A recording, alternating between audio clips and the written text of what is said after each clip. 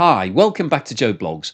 In today's episode, I want to talk to you about what's happening in the global economy because we are now starting to see the reaction to the slowdown in global trade that's been happening throughout 2025.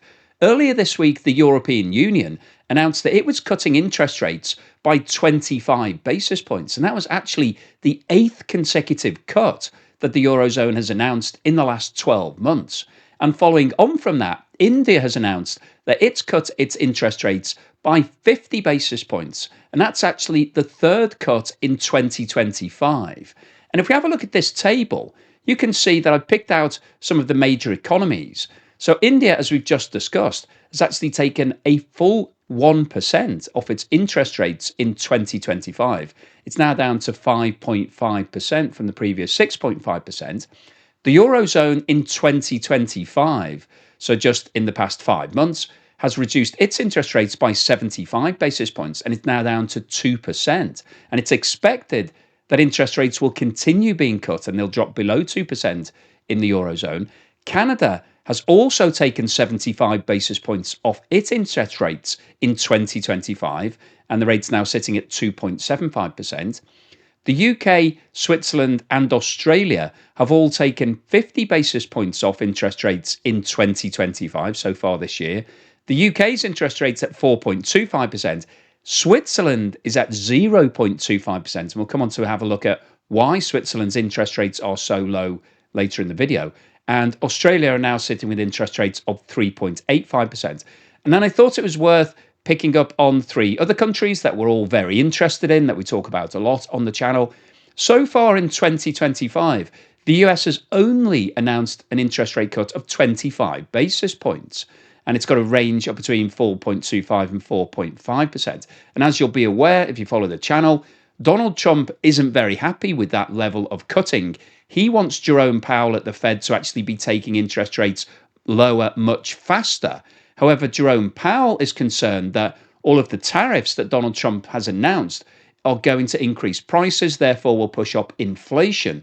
And obviously, one of the big issues with regards to interest rates is that it has a relationship with inflation. And generally speaking, if interest rates are going down, that tells us that inflation is generally going down. If interest rates are going up, then inflation will be going up, because if you make the cost of borrowing cheaper by reducing interest rates, then people and companies are more likely to borrow more money, and then they will use that money to spend. They will invest it into their businesses or spend on things like cars and holidays or doing some refurbishment in your home, and that boosts the economy. So when you cut interest rates, it helps growth. But the problem that it also operates is that when you cut interest rates, it generally means an increase in spending, and therefore inflation tends to rise. And so Jerome Powell is cautious because he doesn't want to cut interest rates at a time when prices might be rising as a result of all of these new tariffs and see inflation getting out of control. Now, if we have a look at what's going on in China, you can see that they've only announced a 10 basis point cut, so 0.1% in 2025, and their current rate is at 3%. We'll have a look at what's going on in China later, but basically they're experiencing deflation. So they've got the opposite problem to what the rest of the world has had for the past few years. They've seen month-on-month falls in prices. So prices are going down, which you might think is a good thing if you're a consumer, because everybody wants to spend less. You don't want to pay more for things if you can avoid it. But it's really bad news for Chinese companies because they're constantly having to sell their products at lower prices and their costs are constantly going up. So they've got a real problem that they're losing a lot of profit as a result of cutting prices, but having to pay their workers more, having to pay more for raw materials and those sorts of things. And then Russia hasn't announced any cuts in interest rates in 2025, and its current policy rate is at 21%. And the reason for that is because inflation is above 10% in Russia at the moment. And it's actually been at that level for a number of months. So you would have expected in normal circumstances the Bank of Russia to be increasing interest rates to try to bring inflation back down under control. But what we've got in Russia at the moment is a situation where President Putin is basically telling the central bank he doesn't want to see any more increases in interest rates because that's now starting to damage the growth in Russia. Now, when we're talking about interest rates, it's always linked to inflation. So I thought it was worth having a look at what's going on in India first, because they've just announced this 50 basis point cut, which surprised the markets. Everybody was expecting maybe 25% basis point cut or maybe nothing at all. And if we look at what's happened to inflation, in October last year, it was actually at 6.2%, which is materially higher than the 4% target that the Bank of India has set. But over the past 6 months, we've seen a rapid reduction in that rate of inflation. And the most recent figures that's been published show that inflation is now sitting at just under 3.2%. So it's actually lower than the target rate that the Bank of India has set. So you would have thought that they were quite happy with how things were going. In fact, they may want inflation to go up a little bit if they want it at that 4% level. But the reason why the Bank of India has been cutting interest rates isn't because of inflation, it's because of concerns over growth. So the other factor that we've talked about is that when you cut rates and make borrowing cheaper, it encourages companies and people to take on more debt and therefore spend more money, and that helps the economy to grow. And so one of the other reasons why we're seeing cuts in interest rates is because economies are starting to slow down as a result of the disruption to global trade that we've seen since the start of 2025. The announcement of all of these tariffs has led to a lot of uncertainty, a lot of chaos, and it led to a lot of companies holding back on making orders because they don't really know whether or not they're going to be paying one price or another price, or whether the tariffs are going to be at 25% or 50% or 0% or 145%, as was promoted against in China at one point. So it's causing chaos for a lot of companies. That's now resulting in a slowdown in profitability and revenue for a lot of these businesses. And of course, that then feeds through into GDP and what's happening in your economy across the board. So the reason why India has cut its interest rates by 1% so far in 2025 isn't because inflation is out of control. As you can see, inflation is actually well under control. It's just below the target rate that they want it to be. It's because growth is now slower than where it needs to be for India to hit its full year target. And if we have a look at what's happening in the euro area, you can see that at the end of 2025, inflation was sitting at 2.5%. And interestingly, it's been increasing for 4 consecutive months at the end of 2024. Sorry, this January 25, the 2.5%, and it's been increasing throughout the end of 24 and into January 25.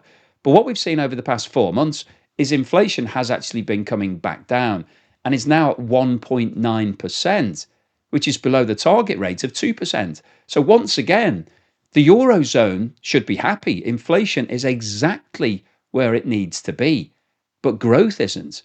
So the economies, the 27 economies of the European Union are slowing down. They are running out of momentum because one of their biggest export markets is the USA. And obviously, there's been a lot of chaos with regards to the trade with the USA as a result of the Donald Trump tariffs. But also, that's dislocating the whole of the global economy. So the Eurozone has been cutting its interest rates in 2025 and in the latter part of 2024, 8 consecutive cuts over the past 12 months, because it's concerned that a lot of the economies could be heading towards recession because they're not doing as much business as they should do. So what we're seeing here is that interest rates are now being cut to promote growth rather than to control inflation. The key driver has changed from inflation to actually GDP and making sure that you're going to grow enough.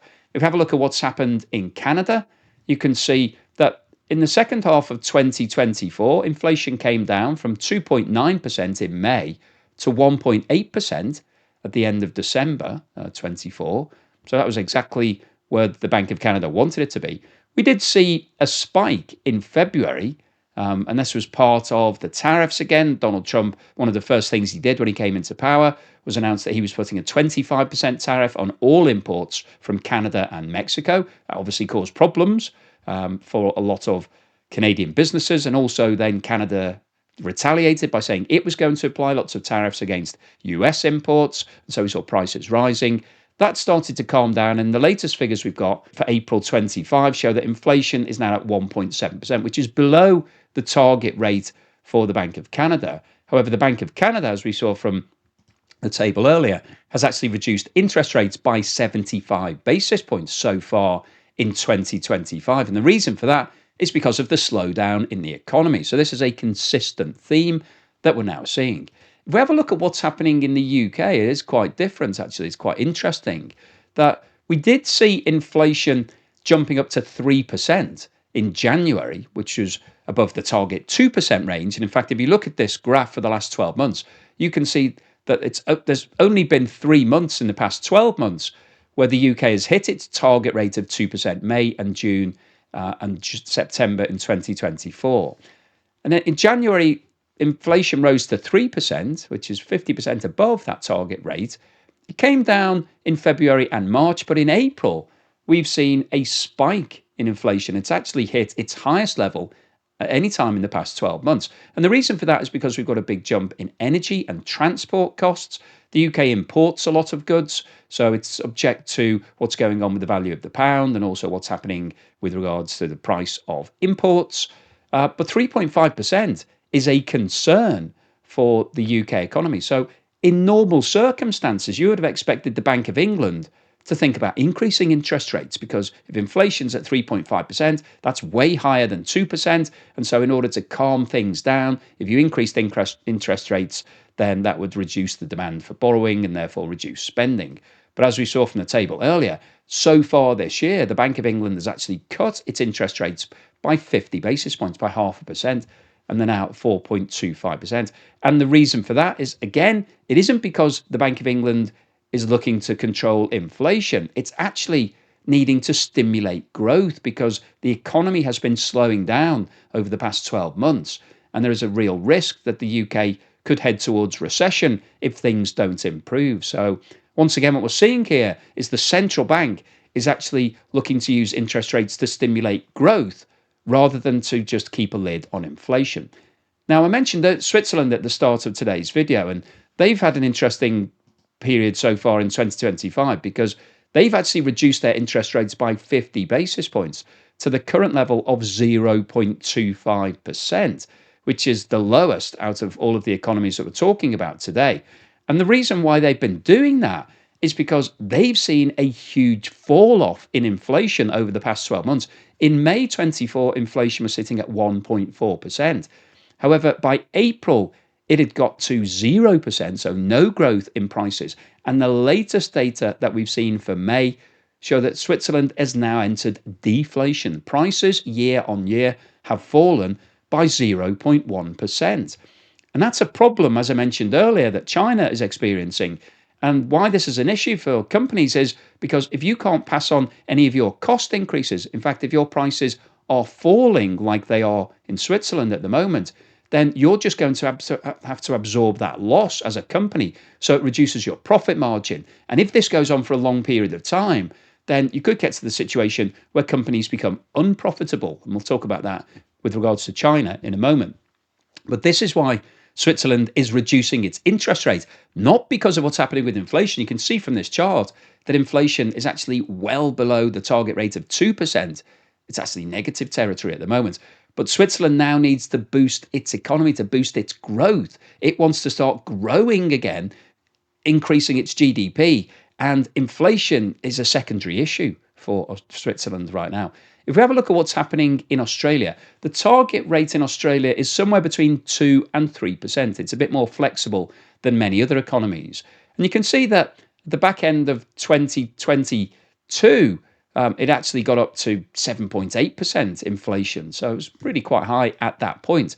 However, over the past couple of years, inflation has come back down under control. And the latest data you can see for the first quarter of 24 shows that it's now sitting at around 2.4%. So that's exactly where the Bank of Canada wants it to be. The Bank of Australia wants it to be. It doesn't need it to do anything with interest rates to try to influence inflation. But so far this year, we've seen a 50 basis point cut in interest rates to the current rate of 3.85%. And the reason, once again, for that, no surprises if you've already guessed the answer here, is that it's because there's been a slowdown in the economy in Australia. So they're now looking to boost the growth and boost GDP by cutting rates, making it easier to get hold of debt, rather than worrying about inflation. Now, if we have a look at what's going on in the USA, it's quite interesting because, as we mentioned earlier, there's only been a 25 basis point cut in 2025. That's one of the lowest for the developed world. Now, most other economies have been cutting rates at a much faster rate. And the current interest rates in America are between 4.25 and 4.5%. So they're actually some of the highest rates in the world. And the reason for this isn't because of inflation. If we look at what's going on with inflation, the target rate for the USA is 2%. And you can see that at the start of this year, inflation was sitting at 3%. So that was materially higher than where the Fed wanted it to be. But over the last 3 months, we've seen a rapid reduction. And 2.3% for the latest data is pretty much in the ballpark of where the Fed needs it to be. So you don't really need to start tweaking interest rates. You look at the trend here, it's on its way down. It will hit 2% at some point, possibly as soon as the next set of data that we see. But the reason why Donald Trump wants interest rates to be cut is because he's concerned about growth. He wants the US economy to start growing again. And as we've discussed, cutting rates makes it easier to get hold of money, makes it cheaper, and therefore encourages people to take on debt and spend more money. And so you see a growth in your economy. That's what Trump wants. But Jerome Powell, as I said at the start of today's video, is concerned that the tariffs are going to turn around this inflation data, that we could see inflation rising above 3%, maybe above 4% before the end of 2025, because some products are going to increase by 25% in the USA. There's many tariffs in place at the moment on things like steel, aluminium, all the imports from Mexico, Canada, loads of other different things that potentially could mean that we could see the price of products going up by a minimum of 10%, because a lot of economies are facing a 10% reciprocal tariff right now. But it could be a lot more than that if those tariffs come in at a higher level.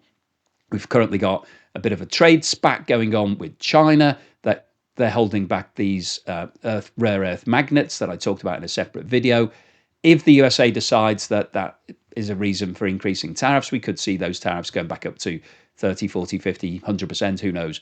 So Jerome Powell is worried that inflation could take off again, and so he doesn't want to cut interest rates. He's waiting to see what the impact is going to be and also what the final deal is going to be on all of these tariffs. But as you can see here, inflation currently is moving in the right direction. This is why Donald Trump wants to cut rates, because he knows that GDP needs a boost. But the USA is basically an outlier at the moment. It's not doing exactly what all of the other countries in the West are doing. So, and the reason for that is because of the Donald Trump tariffs.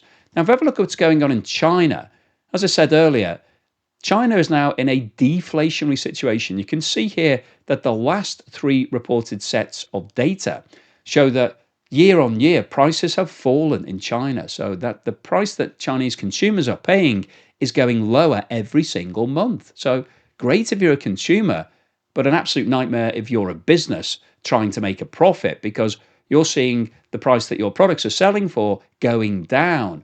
And if your costs are going up, and labor costs are rising in China, and so are raw material prices, if you're importing things from overseas, that means that you're cutting your margins. And it's estimated that as many as 50% of the businesses in China are currently making losses. And clearly that's not a sustainable situation. You can't have that over the long term. Otherwise, you become insolvent. You use up all of your cash, and once you've run out of cash and you can't take any more debt, then that's it, game over. You're liquidated. It's time to close the business down. So it's a serious situation in China at the moment. If we have a look at what's happened, they've only cut interest rates by 0.1% so far in 2025. So you would have expected a sharper cut, but the problem with cutting rates is that it tends to lead to, in most economies, more borrowing and therefore more spending, but it doesn't really happen in China. Chinese consumers aren't taking on debt to buy things. They're quite a cautious nation, so it doesn't have the same impact as it would do in places like the USA, the UK, Canada, Australia, those sorts of countries. So this is a really tough nut for the Chinese authorities to crack. And as you can see, it's not happening. The deflation is continuing. And if it goes on for a long period of time, like it did in Japan, they had decades of deflation and really struggled to get inflation. it starts to impact on your growth, and then your economy goes into the doldrums. And that's what China is concerned about at the moment. So the situation in China is very different to what's happening in the rest of the world. And the situation in Russia is also very different. As you can see from this chart, it looks totally, it's the opposite of everything we've just looked at. Inflation in Russia over the past 12 months has risen significantly. In April 24, it was sitting at 7.8%, which is actually higher than all of the numbers we've just looked at for every single economy. But over the last 12 months, it's risen to more than 10%. It's in double digit territory now, and it's been in double digits for the past 3 months. So, as I said earlier, you would have expected the Bank of Russia to be hiking interest rates to make it prohibitively more expensive to borrow money and encourage people to save money in the bank by paying them high interest rates. And therefore, inflation should come back down. Now, the Bank of Russia has been doing that. And interest rates are up at 21%, which is off the scale. It's the highest of all of these countries that we've looked at. But it hasn't really worked. As you can see, it's not having the desired effect. Inflation isn't falling. And one of the reasons for this is because of the sanctions that are in place against Russia, which are making imports more expensive. And over the longer term, we've seen the ruble falling in value, which makes imports more expensive. But interestingly, since the start of 2025, the ruble has appreciated in value. It's now at one of its strongest levels relatively. But the problem that Russia has is that they're not paying for much in rubles because nobody wants to do trade in rubles. So India and China, who are their two biggest customers for oil and coal and gas, they're not making those payments in rubles. They're making payments in Chinese yuan and United Arab Emirates dirhams and currencies like that. So it's not helping the ruble. It's not making inflation come down. And so Russia is in a very tight situation at the moment where the Bank of Russia realistically should be increasing interest rates. They should continue beyond 21% to maybe 25 or 30% to bring inflation back down to the target level of 4%. I mean, 4% isn't even close to where inflation's been in the last 12 months. But President Putin doesn't want that. He doesn't want to show the world that inflation is out of control and that interest rates are now at 30%. So the Bank of Russia's hands are tied. And as a result of that, inflation is persisting. So it will be interesting to see what happens throughout the rest of 2025. So what's the summary and conclusion today? Well, I wanted to post this video because we talk a lot about what might be happening in the economy and what the impact of certain measures and policies and decisions are on the global economy. But what we're talking about in today's video is the actual data. As we talked about right at the start, the Eurozone and India have announced surprising interest rate cuts over the course of the past week or so. And the reason why they've been cutting interest rates isn't because inflation is out of control. As we've seen from the data, inflation is actually pretty much where all of the economies want it to be right now. But growth isn't. And the reason why growth has slowed down significantly and most economies are behind where they should be at this point in 2025 is because of the disruption to global trade that's been caused by the reciprocal tariffs announced by Donald Trump, because the US is the biggest single export market for most countries in the world. That's where they're sending a lot of their goods. So the companies that make those goods, who are exporting everything, they've been making lots of revenue and lots of profit and contributing to the GDP of their home country. Because nobody really knows what's going to be happening with prices and tariffs, we've seen everything thrown up in the air. So lots of these companies have seen a hold on all of their orders because US businesses are now saying, well, we're not quite sure whether we want to buy the products now. Do we wait until the final negotiated position on the tariffs? Do we wait and see whether the tariffs get waived? Do we just buy a huge bulk order in advance now? So there's a lot of uncertainty. So purchase managers aren't making those orders. Therefore, the companies are holding off. They're not making all of their sales. They're not actually sending things on ships or air freighting things to the USA. So we've seen a lot of disruption over the past few months. And that disruption is now feeding through into the figures. We're seeing a slowdown in most economies. And as a result of this, central banks are now taking the decision to boost production. They're basically cutting interest rates to try to boost growth, to get some kickstart back into the economy. So we've seen in the data that inflation is now almost a secondary issue for most economies. But it isn't a secondary issue in the USA. Donald Trump would be very happy if Jerome Powell at the Fed took the same decision that all of the other central bank governors are taking to cut interest rates.